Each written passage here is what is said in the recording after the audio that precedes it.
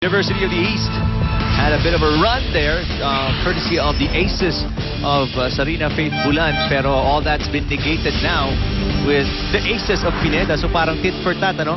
Yes, that's Nahakot right. kayo ng ace sa amin, nahakot din kami. Courtesy of that lady.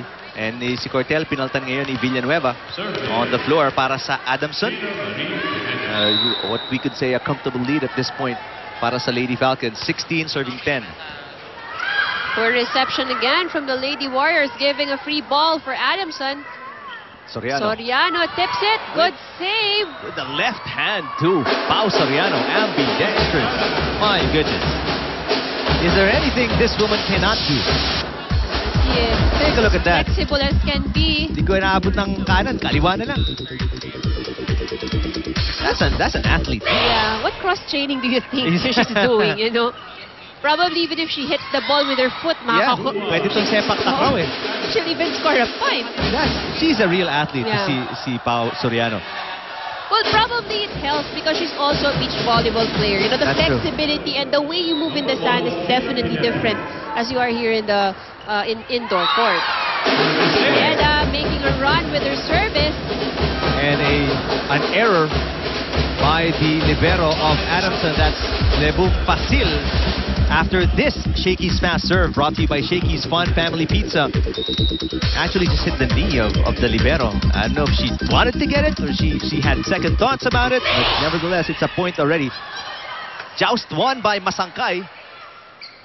But the damage is comprehensive at this point. 20-10, a 10-point lead ng Adamson. As ito na naman, Ivy, pinag-usapan natin, no, yung errors talaga ng UE. When they start getting down on themselves, it's almost unstoppable. That's right. They cannot, they're still having a hard time, you know, recovering after a string of errors. You know, they actually had the momentum already when Faith Bulan scored that consecutive service aces. And they just, you know, yun lang ang kailangan nila, yung kapit lang eh. Saka, most of the time, you can tell from UE is what you can notice about them is the fact that pag may isang error sila, usually may kasamang tatlo pa yun, eh, no? Hindi nila napuputol. Unlike, yun, that's what separates good teams from, you know, the developing teams here is pag nagkamali, nakakabawi agad. UE, on the other hand, takes them a while to really recover. That's right. Well, 2 straight errors on Adamson's part here.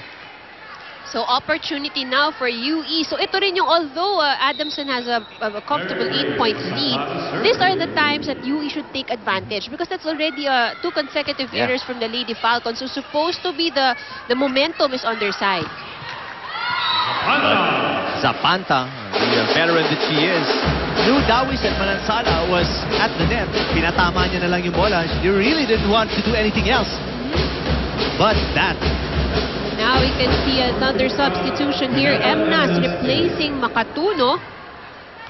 As Coach Sherwin Meneses wants to give these guys, or these ladies, some valuable playing time prior to the Final Four.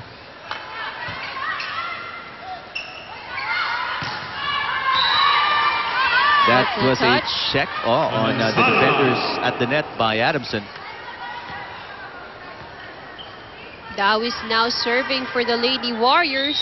Now serving is Lady Warriors, Seth Dawis.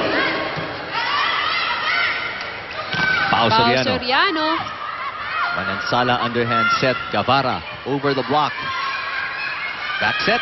Medyo hilaw ng konti from Emnas that time. 3 points. She wanted to connect to Villanueva. Score Adamson 21, UE 14. Like Emnas, Fenella Risha Emnas is a rookie. For UE's team captain, Seth So this is Dawis. ito yung mga times na talagang Coach Sherwin is trying to put them to the test. Yeah, isala mo na as early as now. So that, you know, they build experience through trial and error That's right. in a high-level volleyball game. And it's that middle defense of UE. They've been struggling, you know, yung mga dink shots and drop balls that Adamson has been giving. Yung placing lang doon sa gitna, yung hirap na hirap ang Lady Warriors. 22-14. Pao Soriano serving. She's really developed a solid serve. Right smack in the middle of the hole ng depensa ng UE. Tumawag ng timeout si Coach Dalistan. And he's really upset right now. Let's listen in.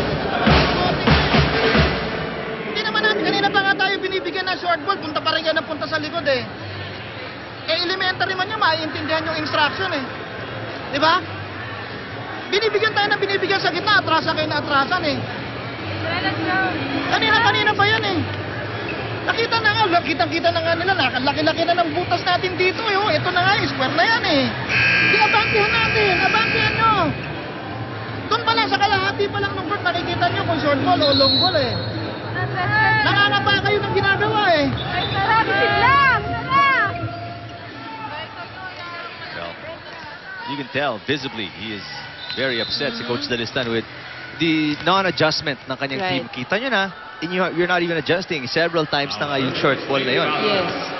So that's, I think, one of the most frustrating things, you know, when you're at the sidelines, you're the coach, you're watching, it's very obvious, you know, consecutively saan dinadala ng Adamson, but still, the team is unable to adjust. Masangkay. Almost short. Miralles, but Adamson with a kill. That's a 10-point lead and set point for a 2-set-to-love lead against UE. Set point, Pao Soriano. Pao Soriano serving.